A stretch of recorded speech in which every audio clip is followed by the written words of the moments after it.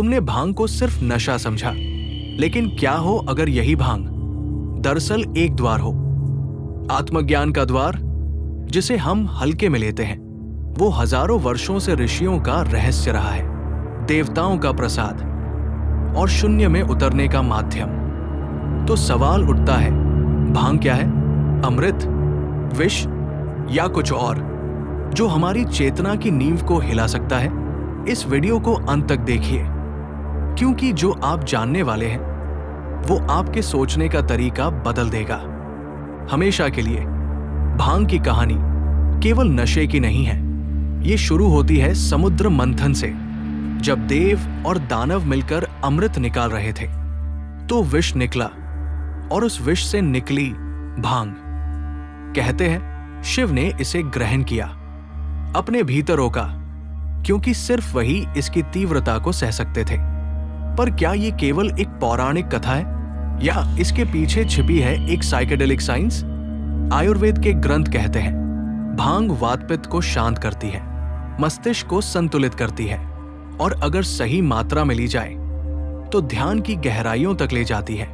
लेकिन अगर सीमा पार हुई तो यही पौधा विष बन सकता है। आज समाज में भांग को नशेड़ी संस्कृति का हिस्सा माना जाता है, पर सदियों पहले साधु इसे ध्यान में जाने के लिए लेते थे। ये विरोधाभास क्यों? क्यों एक ही चीज एक को सत्य के करीब लाती है और दूसरे को विनाश के? शोध बताते हैं भांग का असर हर दिमाग पर अलग होता है। किसी के लिए ये आत्मा को खोलने वाला अनुभव है, दूसरे के लिए एक पागलपन की शुरुआत। ये निर्भर करता है आपका मन किस दिशा में देख रहा है। जब आप भांग लेते हैं तो THC नामक रसायन आपके मस्तिष्क के रिसेप्टर से जुड़ता है। रियलिटी धुंधली होने लगती है और जो चीजें दिखती हैं वो हमेशा सच नहीं होती।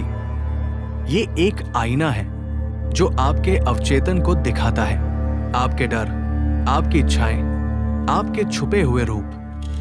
पर डर की बात यह है, अगर आप तैयार नहीं हैं तो आप खुद को उस आईने में खो सकते हैं। एक बार एक युवक ने बनारस की एक घाट पर भांग ली। शुरुआत में सब कुछ धीमा लगा, फिर उसे लगा जैसे समय बंद हो गया है। हर विचार गूंजने लगा, हर आवाज जैसे ब्रह्मांड से आ रही हो। उसने कहा, मैंने शिव को देखा, पर जब वो लौटा वो अब पहले जैसा नहीं था। उसने कुछ छू लिया था, पर कुछ खो भी बैठा था। भांग को साधन माना गया है, गंतव्य नहीं। शिव का त्रिनेत्र केवल इसलिए खुला क्योंकि भीतर पूर्ण मौन था। अगर तुम्हारा मन अशांत है तो भांग तुम्हें भ्रम में ले जाएगी, लेकिन अगर मन स्थिर है तो भांग तुम्हारे लिए द्वार बन सकती है। द्वार उस चेतना का जो हमारे रोजमर्रा के होश से परे है। आज जब हम भांग लेते हैं, हम भागने के लिए लेते हैं, सामना करने के लिए नहीं। हम चेतना से जुड़ने के लिए नहीं, बल्कि खुद को भूलने के लिए भांग का सहारा लेते हैं। और यही है आधुनिक त्रासदी।